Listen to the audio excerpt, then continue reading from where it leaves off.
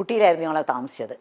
അപ്പോൾ ഊട്ടിയിൽ വന്നപ്പോൾ അപ്പോൾ ഞാനും അമ്മയെല്ലാം കൂടി കാണാൻ പോയി. അപ്പം അങ്ങേർക്ക് എസ് രാജേന്ദ്രൻ്റെ 2 ഭാര്യമാരാണ്. ആദ്യത്തെ ഭാര്യ പങ്കുചെന്ന് പറയുന്നത് മലയാളിയാണ്. രണ്ടാമത്തത് വന്ന് തമിഴാണ്, വിജയകുമാരി എന്ന്. അപ്പോൾ ആ വിജയകുമാരിയും SSR നാടകത്തിൽ അഭിനയിക്കുന്നത്.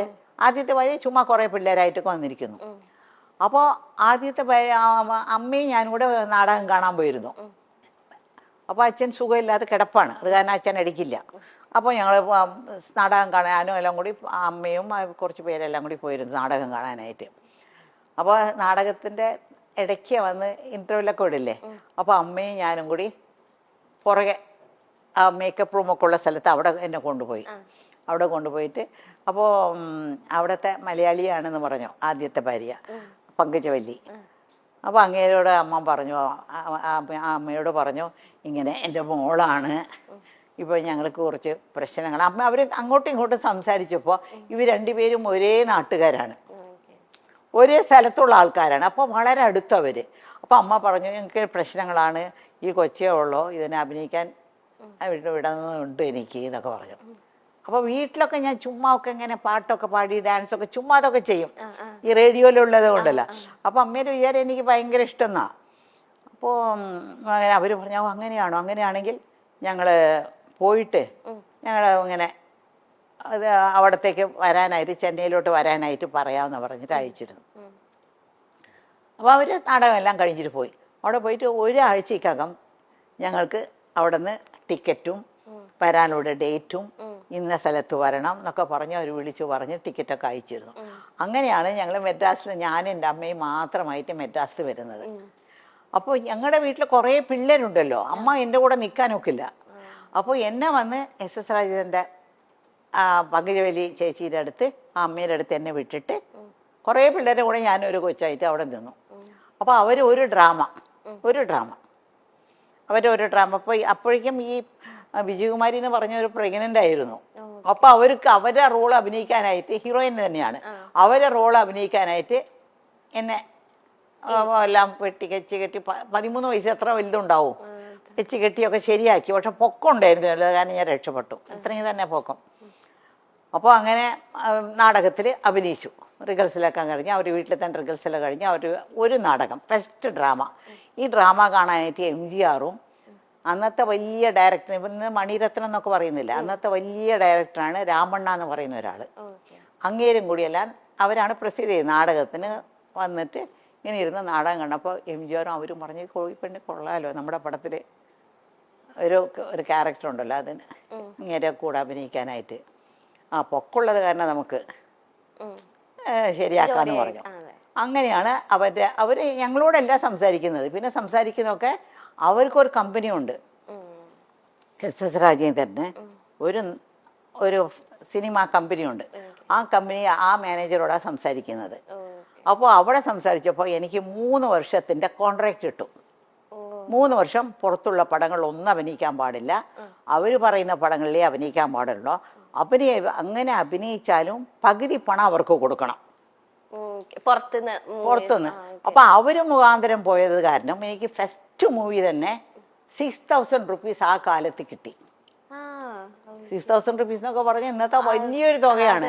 ഞാൻ തനിച്ചാ പോയെങ്കിൽ 600 രൂപ പോലും കിട്ടില്ലായിരുന്നു. അവര് വഴി പോയി ഒരു വലിയൊരു സെറ്റപ്പിന്റെ വഴി പോയത് കാരണം എനിക്ക് 6000 റുപ്പീസ് കിട്ടി. പിന്നെ ആ 3000 രൂപ ഉണ്ടല്ലോ എനിക്ക് കിട്ടേണ്ട, അവർ 3000 രൂപ എടുത്തു, എനിക്ക് 3000 രൂപ. ഞങ്ങൾക്ക് അമ്മയുടെ, എനിക്കൊന്നും അറിയില്ല ഇതൊക്കെ, അമ്മയാണ് കഴുത്തിടുന്നത്. ഞാൻ മേജറല്ലല്ലോ, കഴുത്തിടുന്നു മേടിക്കുന്നു ഒക്കെ അമ്മയാണ്. അപ്പം ഞാൻ അമ്മയോട് ചോദിച്ചേ, എനിക്കൊരു ആഗ്രഹമുണ്ട്, എനിക്ക് എന്തെങ്കിലും തരണം, ഇതിൽ നിന്ന് എന്തെങ്കിലും തരണം എന്നോ. ഞാൻ അമ്മ പറഞ്ഞു ശരിയെന്ന് പറഞ്ഞു, ഒരു 50 രൂപ എടുത്തു കൊടുത്തു, എനിക്ക് തന്നു. ഞാൻ ഉടനെ കടയ്ക്ക് പോയിട്ട് ഒരു ഗ്രേപ്പ് വാട്ടർ മേടിച്ചു. ഗ്രേപ്പ് വാട്ടർ എന്നറിയാമോ, ഈ പിള്ളേർക്കൊക്കെ വയറ്റുവേദനയൊക്കെ വന്നാൽ ഒരു മധുരമുള്ള സാധനം കുറച്ചായിട്ട് ഇങ്ങനെ കൊടുക്കും. ഒരു ചെറിയ ടീസ്പൂൺ, ഒരു 1/2 ടീസ്പൂൺ കൊടുക്കും. വയറ്റുവേദന വന്ന പിള്ളേർ കരയുമ്പോഴേ, കൊച്ചു പിള്ളേർ. അപ്പോൾ ഞങ്ങളെ വീട്ടിൽ എപ്പോഴും ഗ്രേപ്പ് വാട്ടർ ഉണ്ടാവും, പക്ഷെ ഞങ്ങൾക്കെല്ലാം തരത്തില്ല, ഏറ്റവും അവസാനത്തെ കൊച്ചിനെ കിട്ടത്തുള്ളത്. അപ്പോൾ ഞാൻ ആ സ്പൂൺ എടുത്ത് നക്കി നോക്കുമ്പോൾ എന്തൊരു മധുരമാണെന്നൊക്കെ തോന്നുന്നു എനിക്ക്. ആദ്യമായിട്ട് എൻ്റെ കാശിൽ ഞാൻ മേടിച്ച ഒരു ഗ്രേപ്പ് വാട്ടർ ബോട്ടിലായിരുന്നു. എന്നിട്ട് ഇത്രയും വലിയൊരു ബോട്ടിൽ 50 രൂപയ്ക്ക് കിട്ടി. അത് എടുത്ത് ഇങ്ങ് കുടിച്ചു കുടിച്ചു കുടിച്ചു കുടിച്ചു. ആരും ഈ പിള്ളേരൊക്കെ കണ്ടാൽ കിട്ടില്ലല്ലോ, ഒരു വാതിലിന്റെ പുറകെ പോയി നിന്ന് കുടിക്കുന്നത്. പകുതി കഴിച്ചപ്പോൾ അതിലൊരു ലഹരിയുണ്ട് ആ ഗ്രേപ്പ് വാട്ടറിൽ. പകുതി കഴിച്ചപ്പോൾ തന്നെ എനിക്ക് ഒരു മാരിയായി, മത്ത് പിടിച്ച് തലയൊക്കെ ഒരു മാരിയായി. ഞാൻ പറഞ്ഞു അയ്യോ മതി മതി എന്ന് വിചാരിച്ചിട്ട് പുറത്ത് വന്നിട്ട് ബാക്കിയുള്ളതല്ല അവർക്കെല്ലാം കൊടുത്തു. അതാണ് എൻ്റെ ആദ്യത്തെ ശമ്പളത്തിൽ ഞാൻ ആദ്യം മേടിച്ച ഒരു സാധനം. എനിക്കൊന്നും ഇത് അമ്മ എവിടെയും പറയുന്നത് ഞാൻ കേട്ടിട്ടേ. ഇപ്പം അമ്മ പറഞ്ഞു ചെന്നൈയിലേക്ക് അമ്മേനെ ആ ഒരു ചേച്ചിയുടെ അടുത്ത് ആക്കിയിട്ട് അമ്മ പോയി. അപ്പം 13 വയസ്സേ ഉള്ളൂ. അപ്പം അമ്മയ്ക്ക് ഇങ്ങനെ ഒറ്റപ്പെടൽ ഇങ്ങനെ അനുഭവിച്ചു? ഒരു പുതിയ സ്ഥലം ഒറ്റപ്പെടൽ അനുഭവിച്ചില്ല. കാരണം ഞാൻ പോയി താമസിക്കുന്നത് പങ്കുചക്കാര വീട്ടില്. അവിടെ അവർക്കും കുറേ പിള്ളേരുണ്ട്. ഇന്ന് വരെയ്ക്കും അവരൊക്കെ എൻ്റെ ഭയങ്കര ക്ലോസ് ആണ് അവരെല്ലാം. അവർ 4 ആമക്കളും ഒരു പെണ്ണും. പിന്നെ അവരുടെ ഫാമിലിയിൽ ഒരു ചാക്ക് അരി എന്ന് പറഞ്ഞാൽ അന്നൊക്കെ 100 കിലോ ആണ്. ആ ഒരു ചാക്ക് അരിയാണ് അവർ വീട്ടിൽ ദിവസം ഉണ്ടാക്കുന്നത്. അത്രയും പേര് അവരുടെ വീട്ടിലൊന്ന് ഊണ് കഴിക്കും. ആര് വന്നാലും പോയാലും അവർ വീട്ടിലും ഉണ്ടാവും. MGR പറഞ്ഞ് കേട്ടിട്ടില്ലേ, MGR വീട്ടിൽ ആര് പോയാലും ഊണ് കഴിച്ചിട്ടേ വിടുള്ളൂ. അതുപോലെ SS രാജേന്ദ്രൻ്റെ വീട്ടിൽ ആര് പോയാലും അവർ ഊണ് കഴിച്ചിട്ടേ പോകാവൂ. ഒരു ചാക്കരി. അപ്പൊ എത്ര പേരുണ്ടാവണം. അത് കാരണം ഒറ്റപ്പെടലേ ഇല്ല എനിക്ക്. കളിച്ചും ചിരിച്ചും ചിരിച്ചൊക്കെ അങ്ങനെ നടക്കും. അതിനിടയ്ക്കാണ് ഈ പാസം പടത്തിന് പോയി. അങ്ങനെ പോയപ്പോൾ പിന്നെ അപ്പോഴാണ് പാസത്തിൻ്റെ ഇത് ആദ്യത്തെ ദിവസം ആ നാടകത്തിലൊന്ന് ആലോചിച്ച് നോക്ക്. ആദ്യത്തെ നാടകത്തിൽ തന്നെ എനിക്ക് MGRന്റെ പടം കിട്ടി. അപ്പോൾ MGR ഷൂട്ടിംഗ് ആണ്. വാഹിനി വിജയ എന്ന് പറഞ്ഞ വലിയ സ്റ്റുഡിയോ ഉണ്ട് അവിടെ ആ സ്റ്റുഡിയോയിലാണ് ഷൂട്ടിംഗ് നടക്കുന്നത്. അപ്പോൾ ഷൂട്ടിംഗ് നടക്കുമ്പോൾ ഞാൻ ആദ്യത്തെ ഷൂട്ടിംഗ് തന്നെ ഞാൻ വന്ന് വിളമ്പും, ചോറിങ്ങനെ വിളമ്പും. അതിൻ്റെ കാര്യം മറന്നുപോയി. അതായത് ആ ആദ്യത്തെ ഷൂട്ടിങ്ങിൽ തന്നെ അത് 2 ഭാഷയിലെടുക്കുന്നത്, തെലുങ്കിലും തമിഴിലും. ഇപ്പോൾ ഒക്കെ ഒരു പടം ഇപ്പോൾ മണിച്ചിത്രത്താഴ് എടുത്തുകൂടെ നല്ലതുപോലെ ഓടിയ പിന്നെയാണ് അവിടെ മുത്തു എന്ന് പറഞ്ഞെടുത്തത്. അത് വേറെ ദിവസം നല്ല ഓടിയ. അത് അന്നത്തെ അങ്ങനെയല്ല. NTR എന്ന് പറഞ്ഞാൽ അവിടുത്തെ ഏറ്റവും വലിയ തെലുങ്കിലെ ഹീറോ ആണ്. MGR ഇവിടെ തമിഴ്നാട്ടിലെ വലിയ ഹീറോ ആണ്. NTRന്റെ പേരായിട്ട് ശാരദ, നമ്മുടെ ശാരദയില്ലേ, ആ ശാരദയും ഞാൻ MGRന്റെ പേരായിട്ട്. ഇപ്പോൾ ആദ്യം ഒരു ഷോട്ട് ഞാൻ അഭിനയിച്ച് പോയിട്ട് കഴിഞ്ഞ പിന്നെ ഞാനും MGR വന്നിരിക്കും. ആ ലൈറ്റപ്പ് ഇങ്ങനെ 2 പേരും, ആ ലൈറ്റപ്പിൽ തന്നെ അവർ 2 പേരും അഭിനയിക്കും. വേറെ ലൈറ്റപ്പോ വേറെ ദിവസമോ വേറെ സെറ്റല്ല, ആ സെയിം സെറ്റ് സെയിം ലൈറ്റപ്പിൽ ഓരോ ഷോട്ട് അങ്ങനെ എടുത്തോണ്ടിരുന്നത്. എൻ്റെ ആദ്യത്തെ ഷോട്ട് എന്ന് വെച്ചാൽ MGRക്ക് ഞാൻ ചോറിങ്ങനെ വിളമ്പി ഉണ്ടെങ്കിൽ അങ്ങേരെ ഒരു ചോറെടുത്ത് എൻ്റെ വായിൽ ഇങ്ങനെ വെച്ച് കൊടുക്കും. ഫസ്റ്റ് ഷോട്ട് അതാണ്. എൻ്റെ ജീവിതത്തിലെ ആദ്യത്തെ ഷോട്ടാണത്. അപ്പോൾ അത് അടുത്ത സെറ്റില് ഭാസ്കര മാസ്റ്റർ ഭാഗ്യജാതകം ഒരു പടം തുടങ്ങി. അപ്പോൾ സത്യ സാറും ഉണ്ട് അവിടെ. അപ്പോൾ ഭാസ്കര മാസ്റ്റർ സത്യ സാറുടെ അടുത്ത സെറ്റിൽ ഒരു മലയാളി പെണ്ണ് അഭിനയിക്കുന്നുണ്ടെന്ന് പറഞ്ഞു. അതിന് തമിഴ് വരാതെ ഒരുപാട് പാടുപെടുന്നുണ്ട്. പക്ഷെ അങ്ങനെ പഠിപ്പിച്ചാണ് എടുത്തുകൊണ്ടിരിക്കുന്നത്. ആദ്യത്തെ ദിവസം അവർ 2 പേരും എൻ്റെ ഷൂട്ടിങ് കാണാൻ വന്നിട്ട് അവർക്ക് ഇഷ്ടപ്പെട്ടിട്ട് അവിടെ തന്നെ അമ്മയുണ്ടല്ലോ അവിടെ സംസാരിക്കാൻ, അമ്മയോട് സംസാരിച്ചിട്ട് ഇവിടെ ഒരു 5-6 ദിവസം ഷൂട്ടിംഗ് ഉണ്ടായിരുന്നു. ആ ഷൂട്ടിംഗ് കഴിഞ്ഞുകൊണ്ട് നേരെ ഞാൻ ഭാഗ്യജാതകം അഭിനയിക്കാൻ വന്നു.